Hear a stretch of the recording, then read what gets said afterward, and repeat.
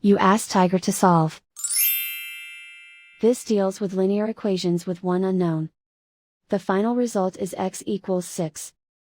Let's solve it step by step. Group all x terms on the left side of the equation.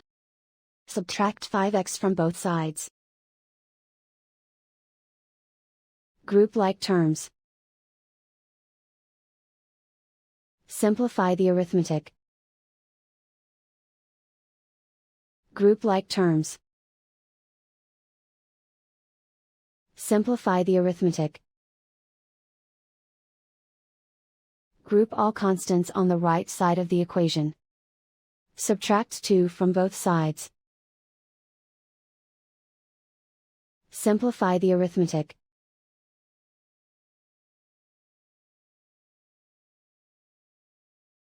Convert the x into a positive number. Multiply both sides by -1. Remove the ones. Simplify the arithmetic.